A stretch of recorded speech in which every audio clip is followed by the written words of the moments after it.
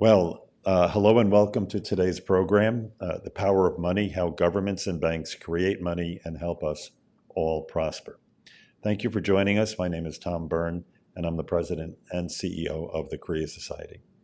Today's program is the third installment of an ongoing series of Korean translation book talks related to economics and finance. Past programs in the series covered American fiscal policy and takeaways from Korea and the effects of the U.S. strong dollar policy on global relationships, especially Korea. In The Power of Money, our distinguished speaker and distinguished economist, Paul Sheard, explains the very existence of money, touching on questions like where does money come from, does government debt need to be repaid, and what is the fate of money with the emergence of cryptocurrencies. Lawrence Summers, another distinguished economist, praised Paul's book as providing provocative and interesting perspectives for anyone concerned with our monetary future. Breaking down the complex economic jargon permeating the news, Paul Sheard empowers people to become better informed economic citizens equipped with the tools to understand today's financial and policy debates. It is my pleasure to introduce today's speaker.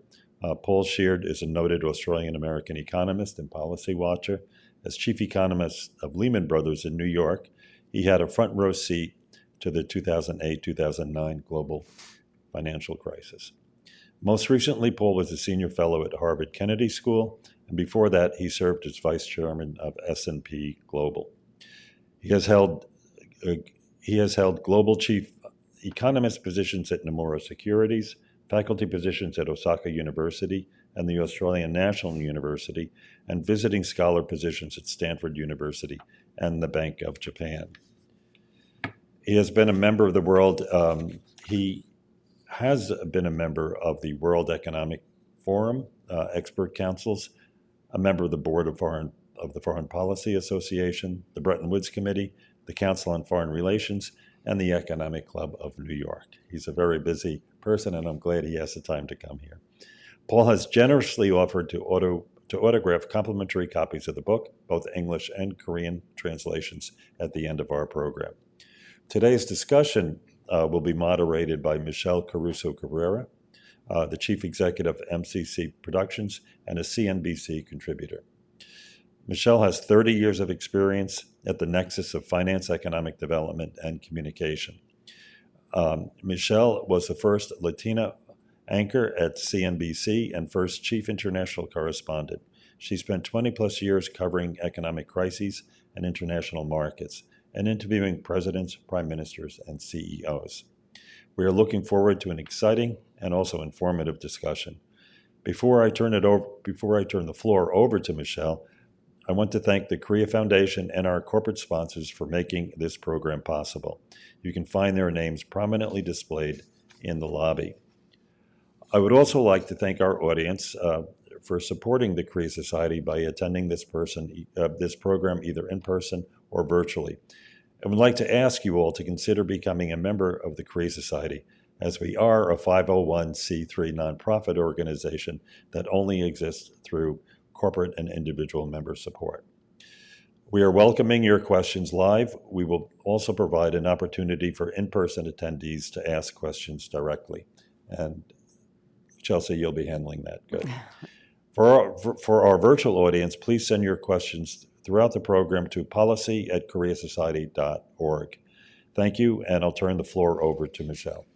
Thanks very much. It's a real pleasure to be here. Thanks all for coming, Paul. An honor to chat with you. Thank you, Michelle. I like the cover of the Korean edition. It looks cool.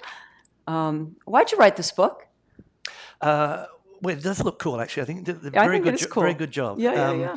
So, why did I write the book, Michelle? And the English version came out in May of last year, and this is the first translation, sort of cap off the rank. But I'd spent about, before I went to Harvard Kennedy School, hang out there for a few years, had spent close to a quarter of a century in the financial markets as an economist, buy side, and then more on the sell side, and then ended up at S&P. And a lot of that job, as you know, involves central bank watching, policy watching, commenting on policy issues, fiscal policy, as well as monetary policy. And I'd sort of come out of Japan, where a lot of interesting stuff was happening with the banking crisis and unconventional monetary policy and concerns about debt levels there. And as I sort of traveled around the world and wrote my weekly reports, I kind of came to the conclusion that a lot of these issues in the markets around monetary and fiscal policy issues, how monetary and fiscal policy worked and related to one another, were not really that well understood, which was kind of good for me because I had something to do, going into clients' offices and explaining what I thought was going on. So I wanted to write a book that sort of brought a lot of those insights together, for people that are interested in getting better informed and educated about how all this stuff kind of hangs together. So just I'm assuming there's a lot of novice members in the audience. Monetary policy is what's decided by the central bank, theoretically independent from the rest of the government. Fiscal policy is what the legislature decides to do when spending money or not spending money. And in theory, never the twain shall meet, but they do. They do, twain and we does will meet. Discuss. One of the points you make, and let's get right into this because I had to wrap my head around this. Government really never has to repay its debt. And we shouldn't think of the outstanding government debt as being a burden on our grandchildren. Mm-hmm. That runs counter to everything anybody's ever said or heard. Right.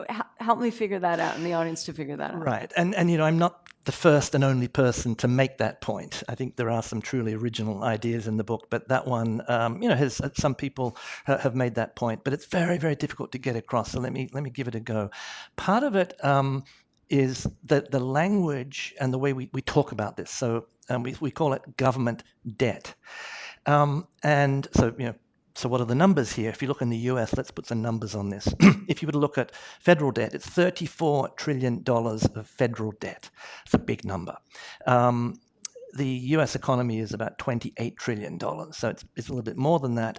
But actually, if you look at the debt that's out there in the hands of the public, it's actually closer to GDP. So we call it government debt, treasury securities. And everybody thinks they know debt. If you or I have debt or a company has debt, it has to be repaid. But government debt is something different. So what is it if it's different? Probably the best thing to make the point is, I usually use Andrew Jackson, but I'll pull out my Alexander Hamilton and he's my superhero. We are in New York, yeah. $10 bill. Government debt, believe it or not, is really a kind of sophisticated digital version of this stuff. This is maybe the quickest way of maybe imparting the point. And the thing about this stuff, paper money, is it's a, what does it say? It says, "In God we trust," among other things, but it's a Federal Reserve note. And this is actually a liability, if you like, a debt. It's on the debt side, the right-hand side of the Federal Reserve's balance sheet. And there's about $2.3 trillion of this stuff in circulation. So this is supposedly a debt of the Federal Reserve. The Federal Reserve there's debate about this, but it's part of the federal government. So this is a debt, if you like, or purports to be a debt of the federal government.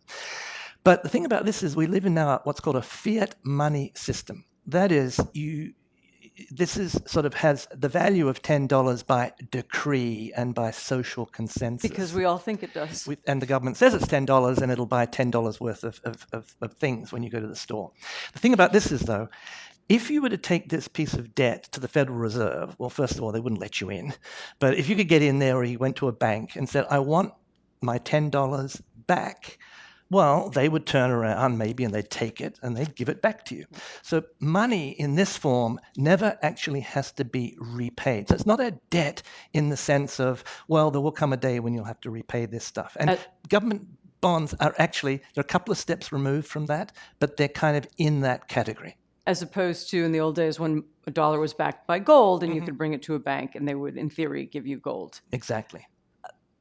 But that doesn't mean, though, that a government can keep spending and spending and spending, right? If it does, there are consequences. It could be inflation, etc. So you mean technically they don't have to pay it back, but we do have to think about how much the government spends, right? What's the best framework for that? Exactly. So I guess, I'm kind of, started out as an academic, and it just kind of like, I recoil when I hear people talking and thinking and making claims and extrapolating from something that is not really true. So I think it's like what you might call a category error. So what is the right category? I think the right category, what I argue in the book, is the power of money. That it's better to think of government debt, that 34 trillion, or if you take out what's held within the federal government, talking US here, 27 trillion, as being a form of money. Now, what is money? Money is, supposedly, it's essentially purchasing power, right? And so a lot of my book sort of talks about how money gets into the system, but one of the ways it gets into the system, because we need money to make the economic world go around, is through government spending. So government debt is a stock, and it relates to a flow, and the flow is the budget deficit. And the budget deficit is just when the government is writing more checks into the economy, that's creating money, you could call it printing money, than it's taking out through taxation. The net is the budget deficit. And that budget deficit, in its purest form, is really money, just like the money I pulled out of my pocket. Now, the reason, you might say, but hold on a minute, but why do we talk about government debt? Isn't there treasury securities, aren't they debt? They're structured as debt, is the reason that having created that money through running a budget deficit, the institutional framework operates in such a way that the government, almost at the point of conception, turns that money into a treasury debt security. And so that treasury debt security might be a 1-year bill, could be a 2-year bill, 10-year bond, 30-year bond. It has a repayment date associated with it. So it looks like debt, feels like debt. We talk about it as if it's debt. But it's not debt in the sense of, oh my goodness, the federal government is going to wake up one day and say, time's up, $27 trillion or $34 trillion of debt. We've got to repay it. It doesn't actually repay the debt. The debt is held by the world, at least up until this point in economic history, as a financial asset, as a way of transferring purchasing power through time. After all, we think of treasuries as being the safe asset, the risk-free asset, and it's a very efficient way of transferring money through time.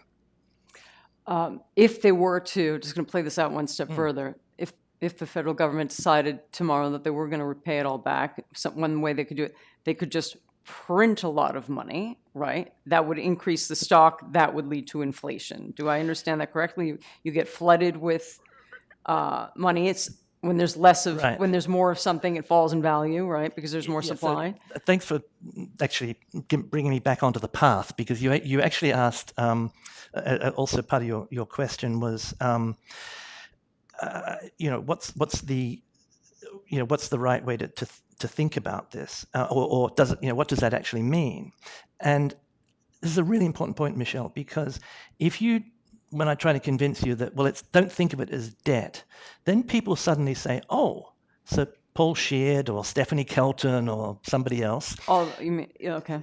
You know who I'm referring to. You're talking about the MMT people, modern monetary theory, which... People who make this argument, they're saying that debt doesn't matter, or government deficits don't matter, or the debt doesn't matter. And no, I'm not saying that. It matters for various reasons. Now, the most important reason is that too much government debt, which comes from budget deficits, so too much printing of money by governments, can and probably will lead to inflation.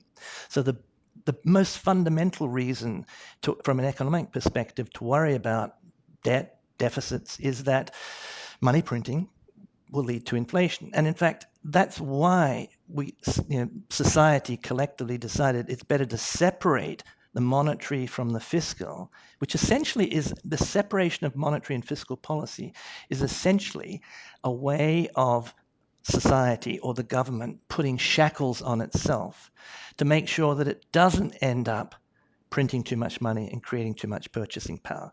There's another sort of completely different reason, if you like, maybe it's related, which is a political one, is that, there's a range of views in political economy and political philosophy. People who like small government, people who like a very big government that sort of intervenes in the economy in a big way. You're likely to have bigger budget deficits if you have a very activist, interventionist, big government. And so one reason that you may want to restrict budget deficits and the amount of government debt out there is you just don't like government. But again, that's because you don't like government. It's not really because somehow our grandchildren, our famous grandchildren, are going to be suffering under this load of government debt. It's more the notion of if there's a fixed supply of assets or money in the economy, who do you want to be in charge of it? Is it the government or the individual? And that's a better framework for thinking about it. Yeah, and who do you want to have the command over the resources in the economy?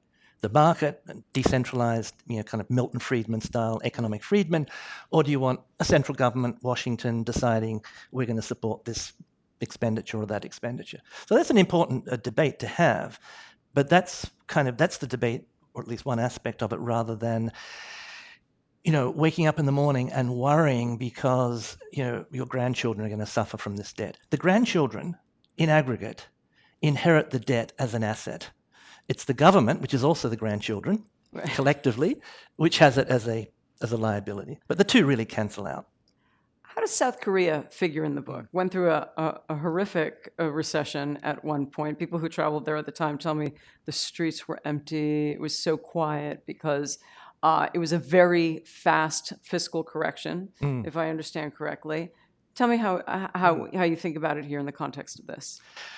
Right. So Korea doesn't. This is a book, based mainly, if you like, on developed world economies, and Korea is now, I think, the 14th largest economy in the world. Two ways of measuring that. It comes out at 14 in both metrics. It's very high per capita GDP now. It's actually edged ahead both in nominal terms and in PPP, from ahead of Japan, believe it or not, purchasing power parity. Mm-hmm. And so it's a very sophisticated modern economy. So the sort of story I tell in the book kind of pertains to the institutional framework, etc., in South Korea as it does to Japan and the UK and the US, etc.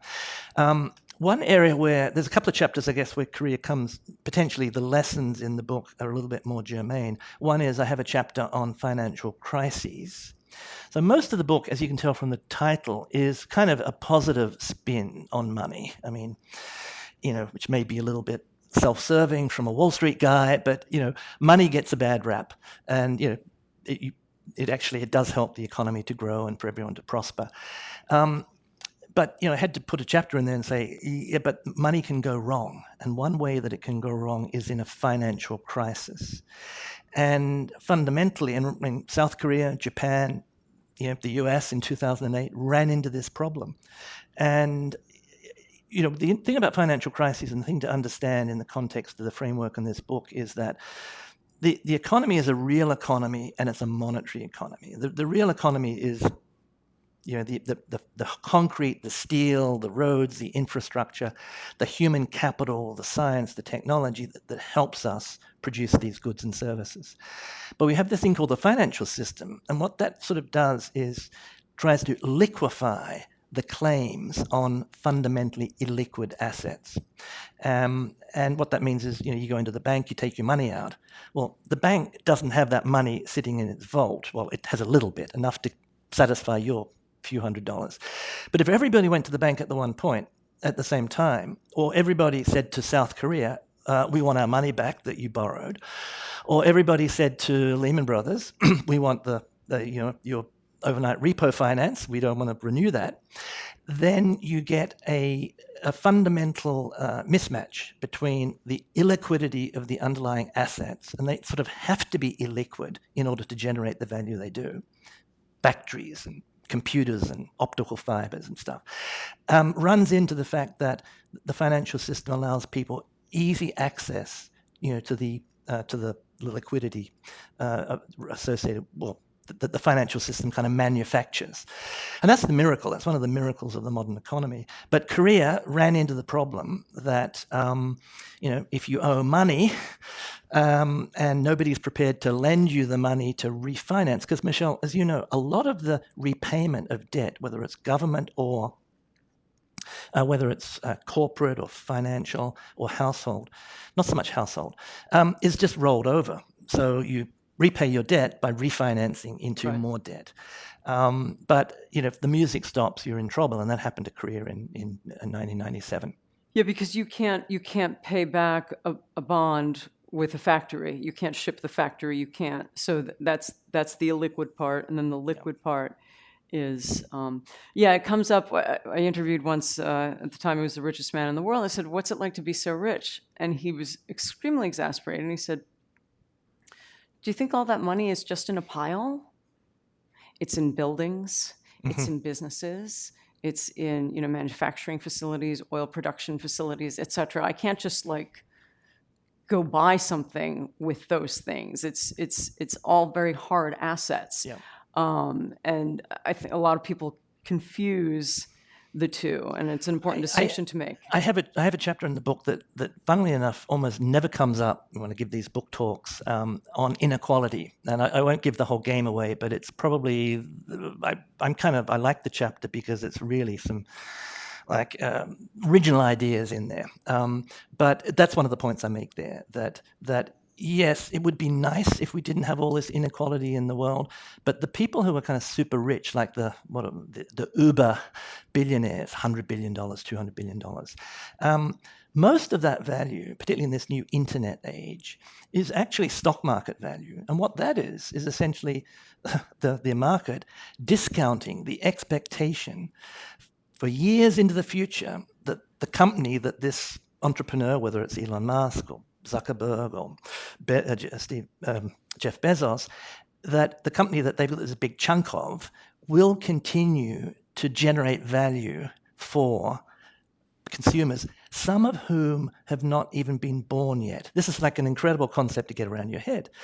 Part of the wealth that these Uber billionaires have is actually coming from the market's expectation that unborn consumers will spend the dollars that they have in the future on Amazon or Facebook or wherever it is. So it's very difficult. This is kind of like a version of Adam Smith's invisible hand. It's not impossible, but it's kind of difficult in the economic realm to make a lot of money legally if you're not actually satisfying a lot of consumer demands and producing needs or something wants. that people really producing want. something that people want. And that side of the equation, it's easy to beat up, and sometimes I feel like being at the front of the line to do this on these uber wealthy people, but in the same breath say to yourself, well, how much shopping do you do on Amazon? How much? I actually calculated and put it in my book. Not very much, but I had to declare my colors. Do you have an Apple? Do you have an Apple iPhone? They'll let you download everything you've ever bought on an Excel spreadsheet if you dig into the website. I think I did it with my. It was few enough items. I did it with a calculator. But, yeah, you see that, for example, when very wealthy people will borrow against the stock, because sometimes when you're the owner of the company, you don't want to sell. I'm not saying you should feel bad for these people, but if the decline of the stock happens and you've borrowed against it, then suddenly their yachts are getting seized and things like that. So it's back to your liquid versus not liquid. You also devote a big chapter to quantitative easing. You were in Japan when the Bank of Japan actually pioneered what we call QE. Tell us how you think about it, about the reversal of it. What is it, first of all? Right. And I'm a bit of a kind of a QE nut. So I cut my teeth in Japan as a markets economist, and the Bank of Japan launched. We didn't call it this at the time, but what became known as quantitative easing back in March 2001. And so basically QE, it comes back to monetary policy. What's monetary policy? What's fiscal policy? Fiscal policy, basically the budget deficit. Monetary policy used to be, and we're kind of going back to that world right now, the central bank would set the very short-term interest rate, typically, in fact, usually the overnight interest rate, the rate at which banks lend money to one another in the money market. And so if you went back to, say, the financial crisis, I think September 2007, the federal funds rate, from memory, was 5.25%. And so that was the job of the Fed. Oh, the economy is going into recession, drop the interest rate. Well, by December 2008, 15 months later, the Fed had pushed the overnight interest rate down to effectively zero, to try to stimulate the economy, to buoy the economy. The problem with monetary policy is, if you go back to Volcker, and Tom, here's another giant of the 20th century. Paul Volcker, former head of the Federal Reserve. Yeah. And his Korean translation, I'm so pleased I'm in this company. There was a book launch of Paul Volcker's Korean translation of his memoirs, maybe a year or so ago, here in this very room. And what Volcker did was to kill inflation back in the 1980s by hiking interest rates, tighten monetary policy. And the 18%, 19%, 20%, hard to imagine right now. And what Volcker had on his side was, Michelle, as you know, that if 18% was not enough, he could have gone to 20, 25. There's no limit on how high you can raise interest rates. But if you start at 5.25 and you're going into what at the time was the worst financial crisis in modern history, COVID was a bigger shock to GDP, but in terms of financial crisis, the worst one. You cut interest rates to zero. What do you do next? Yeah, there's nothing left after that. You don't have any. Well, now, footnote to that is that some central banks realize they could push the interest rate that they control, this overnight rate, into negative territory. Yeah. But typically 0.5%, 75 basis points, 0.75%. But typically, let's say that you hit this zero bound. So what does a central bank do? Because it's basically got the memo from the government saying, hey, it's your job to keep the economy on an even keel. What do you do? Well, they do quantitative easing. So what the heck is that? That basically means that the central bank typically will buy government bonds. We're talking about government bonds again. They'll go into the market and they'll buy bucket loads of government bonds, treasuries in this country. Also, what the Fed did was buy mortgage-backed securities, which are government-guaranteed ones, so kind of a form of government bond. And they pay for those bonds. So what they're doing is they're withdrawing the bonds from the marketplace. They now are inside the government. If you're familiar with corporate finance, a bit like treasury stock. And then they finance those purchases by creating money. Back to this stuff. You're right. Central bank money. Which is technically what's called reserves, not foreign exchange reserves, but the accounts that banks have at the central bank, called reserves. So if you think about this, you ask me, how do I think about it? Oh, first of all, what's the point of doing that? The idea is that now that the central bank has pushed the overnight interest rate down to zero, hoping that the whole yield curve would also come down, the longer-term borrowing rates that people actually respond to, they say, well, let's put some direct downward pressure on those longer-term rates. So if you buy a 5-year bond or a 10-year bond, there's a new buyer in the market. A big one. Fed. Yep. And traders say, oh, we got a bid. Guess what happens? Price will tend to go up. That means interest rates coming down. So the sort of theory is try to push the whole yield curve down by directly buying those bonds. But you asked me, Michelle, how I think about it. I must have had a eureka moment, 15 years ago or something, and realized that this is really just a kind of an asset swap. Well, from the viewpoint of the market. From the viewpoint of the government, it's just swapping one form of liability into another form. That is, the government bond is now transferred into a liability of a different part of the government, the central bank, essentially just what's called base money. So it's nothing more than a kind of debt refinancing operation. Again, think corporate finance. If anyone's done an MBA and you know that CFOs, their job is to manage the capital structure of the company to try to minimize the cost of funding. So something similar to that is going on with QE, where the consolidated government, the overall government, is now changing the composition of the debt, but I would call it money, that is in the hands of the public. Now, that's all very esoteric. What's the point of doing that?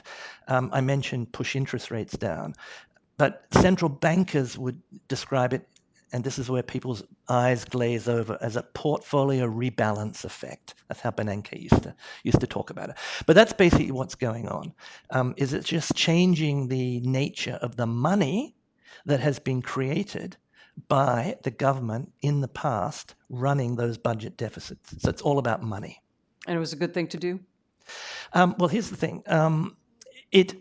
All other things equal, and given that the central bank sort of has this mandate and has limited tools, yes. And I was always a big sort of defender of QE. Yeah, it was very controversial because, it's going to cause inflation. It's going to cause it never caused inflation. No. And that rested actually, again, kind of sell the book here, that rested on some fundamental misunderstandings that people had about how these monetary... You can understand if you read the book. I hope so. But the other side of the coin, so to speak, Michelle, was that I also argued, and this really came out of my experience in Japan, that, and I called this Sheard's theorem. I'm the only one who calls it Sheard's theorem. But it basically says, if the central bank has got itself in a situation where it needs to use quantitative easing to achieve its goals, that is a sign that fiscal policy has to step up. So running a bigger budget deficit, that really the time has come for monetary policy to be helped by a very proactive expansionary fiscal policy. The problem is, because we have this separation of the two, monetary and fiscal policy, and a lot of people worry about the debt and deficits and burdens on grandchildren, that sometimes you get a situation where the fiscal authorities are saying, no, we're in a recession, the deficit looks like it's going to get worse. We need to tighten fiscal policy. We need to have fiscal consolidation. And I would argue that that's the worst thing to do, because quantitative easing, yes, it works to a certain extent, but it's a very weak or mild stimulatory tool. The big cannon is fiscal policy, and if you're putting that in the warehouse at the same time, you're looking at not a good economic outlook. What do you think of cryptocurrencies? So cryptocurrencies are a fascinating thing, and there's a chapter in the book. Again, you can't write a book about money and not have a chapter on cryptocurrencies. I mean, a couple of things on cryptocurrencies. First one is that just, in some sense, standing in awe of the innovation that Bitcoin, blockchain, Ethereum, smart contracts. I mean, and I'm not in this space, but, every time I go back and have a dabble in it, it's just like it overawes you with the technicalities and the innovation that's taking place. So, it's a major development in, modern human history. Nakamoto Satoshi and everything else around that. The guy who wrote the original Bitcoin language to make it possible. Nobody knows who he is, if he's still alive, if it's a syndicate, if it's, there's a whole literature on that. But anyway, so it's a major innovation. But the question in the context of this book is, are cryptocurrencies, Bitcoin, Ethereum, Solana, all these other ones... Are they money? No, I think they're more... That's a great way of getting me to the point. Thank you. I think they are more digital assets than they are money. And, as you know, and I'll bore people by repeating, money is sort of identified in terms of the three functions that it performs. The first one is the unit of account, that we measure things, the prices that we have in the economy, we measure in terms of dollars. We don't measure them in terms of Bitcoin or whatever. Medium of exchange. We use that money to settle and transact, etc. There are places on the internet, dark web, and maybe the gaming world where, some of these cryptocurrencies are used. And a lot of trading takes place among cryptocurrencies. Yes. But it's sort of like in this digital world. But by and large, we don't use Bitcoin. And these other cryptocurrencies, I think there were like 20,000 when I wrote my book. It's a fluctuates. Different versions of them. All these tiny spiffy things. And the third one is a store of value. So a lot of the crypto evangelists will say, it's a wonderful store of value. Look at the price of Bitcoin. And again, the price of Bitcoin is typically quoted in dollars. So it's a dead giveaway. Duh. It's not. Sorry, it's a dollar asset. Yeah. And a store of value is an important aspect of money. But what money is supposed to be as a store of value is a stable store of value to transfer your purchasing power from one period to the next. And it stays stable because we say to the central bank, could you please control the inflation rate and keep it around 2%? Doubling in price in a month or a year is not actually stable. No. So I look at the Bitcoin and these other cryptocurrencies as fantastic innovation, but essentially they are kind of risky digital assets. I think they're going to have, some of them, a permanent place in the monetary ecosystem. But are they going to disrupt, if they're going to upend the sovereign monetary system? No, very unlikely. And I don't think that many people argue they do. But are they going to be a disruptor to central banks, governments, etc.? Yes, and we've already seen quite a bit of that. And I'm referring here to CBDCs, central bank digital currencies. Right, because we explain what those are. There's a lot of talk of central banks having their own crypto version of their particular currency. Like there's a big movement here in the United States. I know some people who are very involved trying to get Treasury and the central bank to make a real digital dollar. I mean, we already have, like if I send you a dollar via Venmo or whatever, those are digital dollars, but that's not what they're talking about. They're talking about a real digital dollar that means instantaneous transactions and real ledgers. Do we need one of those? Should the U.S. have one of those? I think you can make a pretty strong case that you probably do need it, or it would be, if you had it, it would be widely accepted.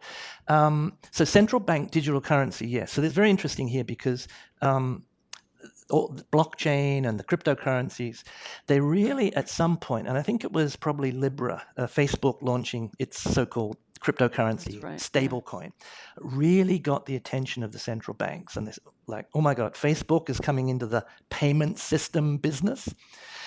And so virtually, I think every central bank now, in some shape or form, has got a central bank digital currency and toying with the idea of having a digital form, let's talk dollar, a Fed dollar that is a token on a blockchain. Yeah, token dollar. That's a great way to think about it, yeah. And you say to yourself, well, why not? Is one reason, one question. Now, I mean, think about this a little bit more deeply. So I'll reach my Alexander Hamilton again. There are two main liabilities on the Fed's balance sheet, or any central bank's balance sheet. One is this paper money, which is directly held by the public. But then there's digital money. And that digital money is what I talked about before, the central bank reserves or base money, the accounts that banks have. That's digital money. So you could ask the question, in this day and age, and by the way, the overwhelmingly money is digital anyway, right? Because it's bank deposits. deposits. You said 2.3 trillion in circulation, and we're a $28 trillion economy. Right. So there's very little physical currency out there. M2, the standard definition of money, which is mainly bank deposits, is 21 trillion. Yeah. So most money that the public holds is digital, but it's a digital claim on commercial banks. But for some reason, you can have a direct paper claim on the central bank. And banks, commercial banks, can have a digital claim on the central bank. But the public can't have a digital claim on the central bank. So why not, is the question. And there's not really a fantastic answer to why not. Well, why do they need one anyway? That's one. But the economist response, and again, I'm not going in, like, I'm not banging the table here, but like just from the economist response is, well, let the market decide. So I think a lot of the central banks are moving in the direction of saying, look, everybody's got digital wallets, and which are basically moving money between banks, and then at the central bank level, those transactions are being aggregated and sort of mirrored through the digital money that the central bank issues to the commercial banks. Why not just cut through that and give individuals the opportunity to have that payment system technology? And I think many central banks are saying, yeah, well, eventually we're going to have to get there. but they're very conservative, they're very cautious, and they're publishing report after report about, well, what are the factors that we need to consider? What would this do potentially to financial stability? Would, at some point, if there were some fractures in the banking system, would everybody run into central bank digital currencies? And would we want the central bank somehow issuing all the money in the economy? Gets back to big government. So you get into those arguments kill the as banks. well. Yeah. What happens to monetary policy? Is that still going to be effective? I tend to look at it somewhat differently and say, look, you can't put genies back in bottles. You can't undo this innovation. And I think it's probably more productive to think about how do we think about redesigning these plumbing systems and these institutions to preserve what's good, but maybe we do get more of a fusion of monetary and fiscal policy. And maybe the central bank digital currency assumes more of a fiscal aspect than a pure monetary aspect. I think we at least need to think about these and not have intellectual straitjackets on when we do. I want to take questions from the audience. Anybody have any questions? I can, right here in the second row. I recognize that face. Introduce yourself, since you seem like a friend. Yeah. John Kingston used to work with Paul at S&P.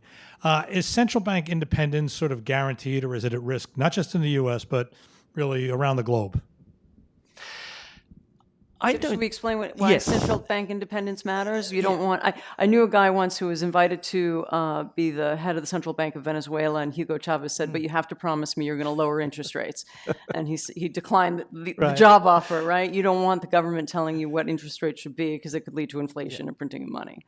Yeah. So independent central banking, the idea that the central bank is independent of the rest of the government because it's part of the government, is what I talked about before. It's precisely because governments can create money essentially without any limit that we better not let them do that. And one of the ways that better not let politicians do that. Politicians through the government do that. So what you do is you say, okay, we're going to separate fiscal policy, the budget stuff, from the monetary stuff. And there's a few institutional things really important. For example, the government has an account at the central bank, but it can't go into overdraft.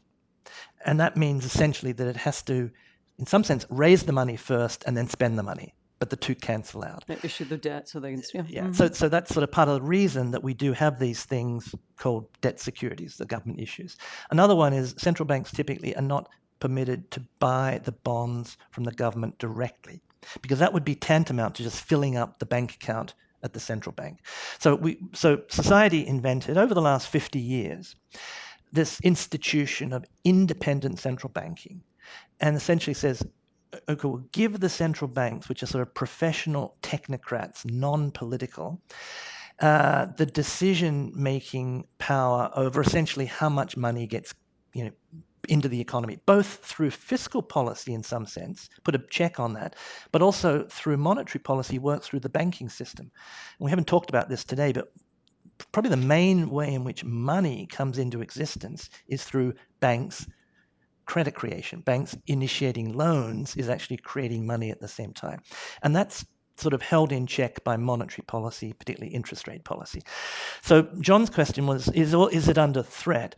I don't think it's really under serious threat. And I actually, because I think there is a very strong societal consensus that this is a good thing, that people understand at some level governments can print money and there should be checks on that. And the central bank being independent is a big part of that. I've actually gone the other way in my thinking and writing, and part of it's in the book, over the last 15, 20 years, is which to say independent central banking is good, but I don't think that should then be this, create this kind of preconception that we cannot have coordination and communication and joint policy action between the central bank and the fiscal authorities. I think there are many economic circumstances where, I mentioned one before, when you get to the zero bound, the central bank should be able to say to the fiscal authorities, look, monetary policy is pretty much done here. We can keep doing some stuff and help you out. But in order for us to achieve the objective that you've given us, we really need fiscal policy to do some heavy lifting here. That is kind of anathema within the framework that we're all socialized to of independent central banking, because people say, oh, that's interfering with and central bankers themselves are very, very reluctant, Michelle, to have that kind of conversation, because they think, oh, if we start talking about fiscal policy, guess what? We're inviting the politicians and the fiscal policy makers to start talking about monetary policy. And of course, that's red rag to a bull. We have seen it though, right? We've seen legislators, at one point when we've had weakness in the economy, you should be even cutting interest rates. You shouldn't be raising interest rates, even in the face of inflation. Those are the kinds of things people worry about when it comes to, or they worry you become Argentina. Right. But I don't worry. I like free speech, so I don't mind the politicians sounding off, Congress people, even the president, to a certain extent. Although that's maybe a little bit of a higher bar. It's what you can actually do, and independent central bankers have typically pretty thick skins, and I don't people sounding off and saying we should do this and that, that's not so important. But I'd rather have a more structured way in which the fiscal arm of government could communicate with and potentially coordinate with the monetary arm without sacrificing central bank independence. And actually, Deputy Consul General from Japan, Mr. Ito, the Chief Representative of the Ministry of Finance, is in the audience. Thank you very much. And, Japan, and I think Korea to a certain extent, but I know Japan actually better, has a pretty sophisticated framework for allowing that communication and coordination to exist and operate alongside the preservation of central bank independence. Question there in the back row. Very eager question. Steve Cartman. Paul, a lot of people focus in terms of the COVID response on Congress's actions and adding, pumping a couple of $1 trillion into the economy. But of course, the Fed also injected a lot of liquidity, a few $1 trillion, and they went beyond their usual policy of just purchasing government securities. They were also in the corporate bond markets. What do you think the net effect of the Fed broadening their policy was? It seemed as if a lot of companies that were not necessarily interested in raising debt before the crisis, when there's all this liquidity in the market, they then tapped the debt markets. So what do you think was the end result of the Fed's pumping trillions of dollars into the economy in response to COVID? Yeah, it's a great question, and I'll try and keep this short because we could talk for a long time about the whole episode. What the Fed did there's another key word, which is credit easing. So there's quantitative easing and there's credit easing. And a lot of this stuff goes back to the 2008, 2009 financial crisis. So the Fed pioneered, actually the Bank of Japan did some of this much earlier, but the Fed really pioneered all these tools of credit easing. And the idea there is that monetary policy does work and is supposed to work through the financial system, through financial markets, altering financial conditions. So in a financial crisis or in this COVID situation where the economy was going into a freeze, the Fed said we shouldn't just cut interest rates to zero, which they did, and do quantitative easing, which they did. We also need to do credit easing to make sure that the flow of credit can continue, and that will be good for the economy. And bear in mind, Steve, as I'm sure you do, the economy in a short period was just the floor was falling out of the economy. GDP in the US in the first half of 2020 fell about 10%. That on an annualized basis was 20%. Now, it didn't keep falling, but it was really emergency times. So Congress opened the fiscal spigots and the Fed opened the monetary spigots. Now, if you look at all those credit easing measures that the Fed did, in quantitative terms, the list is long. I couldn't there's like 10 or 12 different measures. Buying municipal debt, buying, debt issued directly by corporations, all sorts of, spivvy schemes. The actual quantity involved was very minor. The big ticket items were the quantitative easing. But so I wouldn't criticize the Fed for sort of giving it a try. Stepping back, though, with the value of now history, it was pretty clear, and this mistake was made all around the world, that there was too much money printing, too much purchasing power being created and injected into the economy via fiscal policy, budgets, and via monetary policy. And they kept it going longer than they needed to, and that ended up in the Great Inflation. So, if Jay Powell and, the Congress had the information they have now about how their monetary and fiscal stimulus was going to affect the economy and inflation, I think they'd come to very, very different decisions. But, policymakers operate in real time. They didn't see the big policy error, in my view, was not credit easing and all that sort of stuff, but policymakers failed, and I put myself as an economist, I didn't see it either at the time, the damage that COVID had done to the supply side of the economy, not just supply chains, but the whole labor market. The Great Resignation, I think it's been called. So policymakers are fallible, they make a mistake. There was too much stimulus for too long. Another question? Here in the second row. Thank you. Janelle from JP Morgan. Question about Korea, a country that is experiencing a severe population decline. Talks of potentially becoming an existential crisis. What sort of, in addition to fiscal policies, what sort of monetary policies do you see could produce a practical effect as the government is trying to address this situation? Secondly, a Bitcoin question, if you don't mind. Bukele in El Salvador seems to be having his moment, particularly in Bitcoin Let's talk about the president circles. of El Salvador, who's really into Bitcoin. Yeah. Exactly.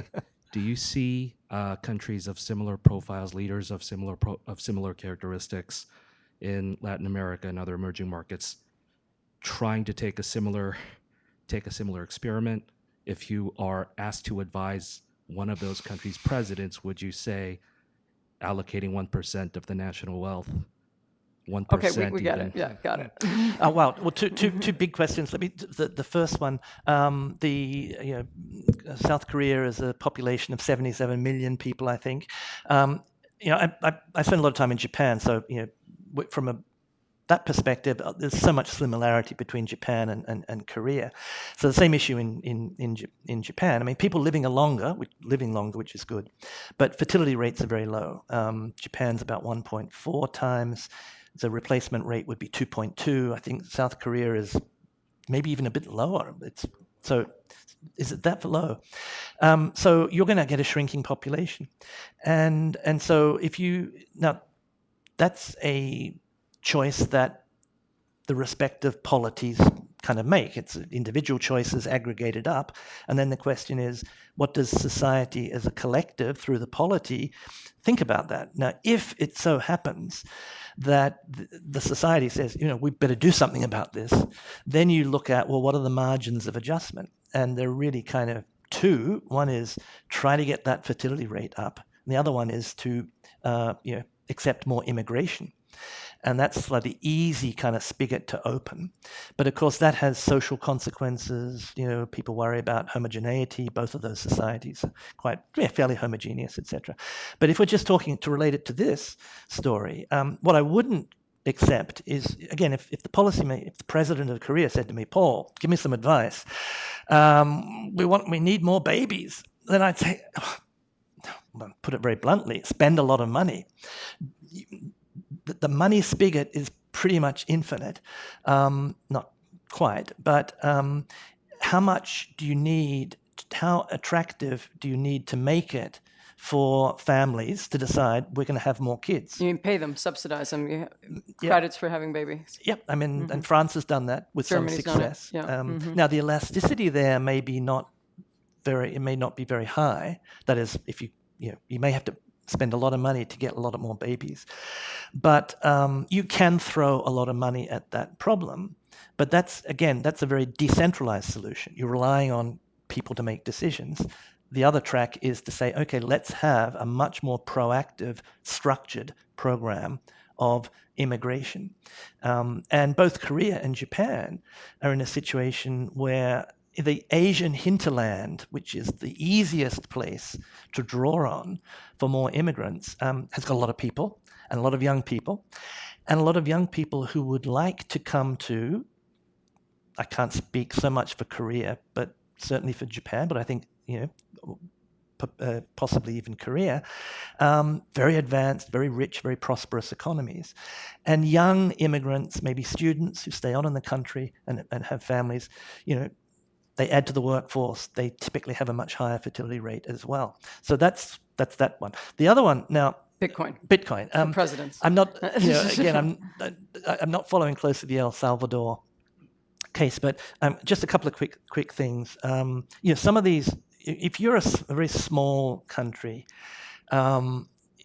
you've got the giant U.S. economy there, the reserve currency of the world, and you're trying to get, monetary and fiscal credibility.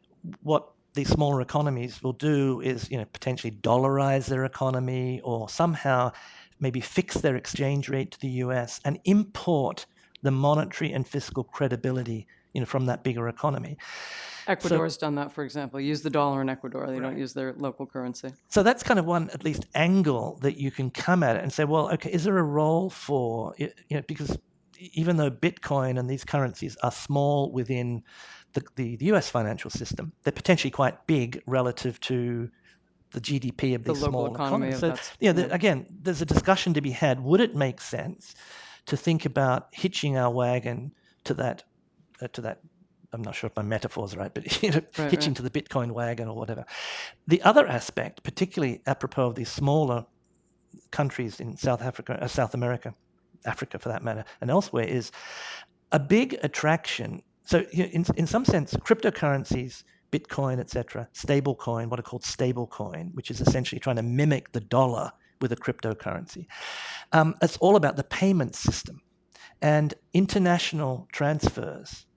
If you've got migrant workers in the US that are earning dollars, those dollars go an awful long way back in El Salvador. You've got to transfer those dollars back. And, cryptocurrencies and stablecoins may be a very effective way of doing that at scale, particularly given that this is like the worst part of the payment system. Yep. Sending money across borders and involving intermediaries that are charging 3%, 5%, sometimes more, and it taking 3 or 4 days, even longer, to consummate the transaction. Again, that's the sort of attraction, I think, to those smaller economies of can they piggyback on these cryptocurrencies. So something that may not be worth doing if you're a big country, because you don't really have to in the same way. There might be some innovative ways of solving part of your problems with these new technologies. One more question. Let's go this side of the room here. Hi, I just wanted to go back to the question of the treasury market. There's a lot of discussion 9 months, 12 months ago about the risks to long bonds. I just wanted to hear what your thoughts, like if you could talk some more to what extent you see continuing risks or risks that were there last year in terms of treasury auctions, or what could happen to long bonds or spillover effects, nonlinear effects from some type of crisis in that area. Right. And long bonds, you're thinking like 30-year bonds? Yeah. My reaction again might be a little bit counterintuitive. When I'm kind of key into these international monetary circles and go to IMF meetings, and not the IMF itself, but the whole kind of jamboree that takes place around the annual meetings and the spring meetings, etc. Kind of Bretton Woods Committee and places like that, and key into these discussions. I've never been really I can work myself into some sense of panic about dysfunction in the treasury market. The treasury market is the biggest liquid market in the world. It's an incredibly big, sophisticated, liquid market. And can there be, I guess because it's so big and so important, people worry about it a lot, but it's not, even when you go back and look at, so when would it be, when was the big, the gyrate, well, if you go way back to 2013, you had the taper tantrum where treasury yields sort of jumped up under Bernanke, but then was it September, October 2019, there was this few weeks where everyone's worrying about dysfunction in the treasury market, and the Fed, and this is pre-COVID, had been shrinking its balance sheet to sort of undo all of that QE from the financial crisis, and it kind of reversed course and said, well, we've got to go out and buy more treasuries to kind of calm the treasury markets down. I would take a longer term view on it and say, look, the treasury market is pretty sound, functional market. Are there improvements you can make in the plumbing and settlement and things like that? I'm sure there are. I'll leave that to the technical guys and gals. But the idea that we need to be like sitting there on the edge of our seats worrying that the treasury market's going to seize up, I think there are much bigger fish to fry in the world. Doesn't keep me awake at night. Well, this has been great. I highly recommend the book. You really get into, I spent 30 years thinking about money, and then reading this, I'm like, oh, it's very, very interesting to understand how it all works, how it's actually created, and highly recommend it. Thanks for doing this. Thank you, Michelle. Thanks to Tom as well. Well, I would certainly like to thank Paul and Michelle for a very interesting and informative and actually mind-bending discussion. Yes. You have to think about things afresh, which is why we have Paul here. And I'd like to, again, thank you all for coming here, and thank you all for joining virtually. And please consider a membership in the Korea Society. You can do this either a digital way or something equivalent to a real way, an Alexander Hamilton way. We have brochures in the front, but you could go to our website and hit join support or email membership@koreasociety.org. So thank you all for coming here. We'll have, I think, some wine and other beverages and some pretzels or something light. So please stick around and talk to Paul, and he'll be signing books in the back too. Great. Thanks. Thank you. Thank you. Oh, thank you.